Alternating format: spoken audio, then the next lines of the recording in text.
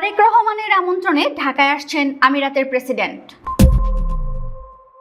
সংযুক্ত আরব আমিরাতের প্রেসিডেন্ট শেখ মোহাম্মদ বিন জায়েদ আল নাহিয়ান ইরানের হামলার পর সংহতি প্রকাশ করায় বাংলাদেশকে ধন্যবাদ জানিয়েছেন এবং শিগগিরই ঢাকা সফরের আগ্রহ প্রকাশ করেছেন। ঢাকাস্থ ইউএই দূতাবাস বৃহস্পতিবার জানিয়েছে, প্রধানমন্ত্রী তারেক রহমানের কাছে পাঠানো এক চিঠিতে ইউএই প্রেসিডেন্ট কঠিন সময়ে বাংলাদেশের সমর্থনের জন্য আন্তরিক কৃতজ্ঞতা প্রকাশ করেছেন। হামলায় 2 বাংলাদেশি নাগরিক নিহত হওয়ার ঘটনায় দুঃখ প্রকাশ করেছেন ইউএই প্রেসিডেন্ট শেখ মোহাম্মদ বিন জায়েদ আল নাহিয়ান। তিনি নিহতদের স্বজনদের প্রতি সমবেদনা জানিয়ে বাংলাদেশের জনগণের প্রতিও গভীর শোক ও সহমর্মিতা প্রকাশ করেন। অর্থনৈতিক উন্নয়ন ও মানবিক খাতে পারস্পরিক সহযোগিতা বৃদ্ধির মাধ্যমে বাংলাদেশের সঙ্গে দীর্ঘদিনের অংশীদারিত্ব আরও শক্তিশালী করার অঙ্গীকার পুনর্ব্যক্ত করেন ইউএই প্রেসিডেন্ট। এছাড়া বাংলাদেশ সফরের জন্য প্রধানমন্ত্রীর আমন্ত্রণকে তিনি আন্তরিকভাবে স্বাগত জানান এবং সুবিধাজনক প্রথম সুযোগেই সরকারি সফরে বাংলাদেশে আসার আগ্রহ প্রকাশ করেন।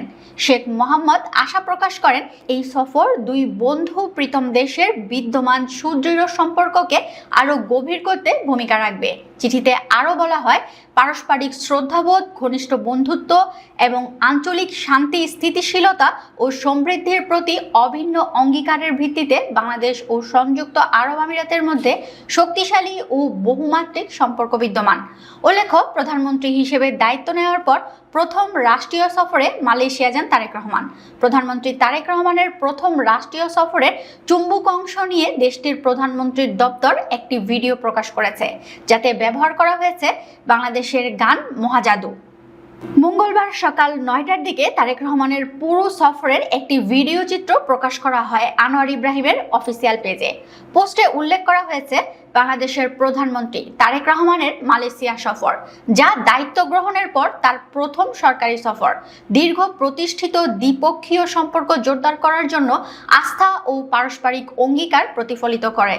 এই সফর মালয়েশিয়া বাংলাদেশ বন্ধুত্বকে শক্তিশালী করেছে এবং উভয় দেশের মানুষের উপকার ও মঙ্গলের জন্য কৌশলগত সহযোগিতা জোরদার করতে পারস্পরিক অঙ্গীকারবদ্ধ হয়েছে।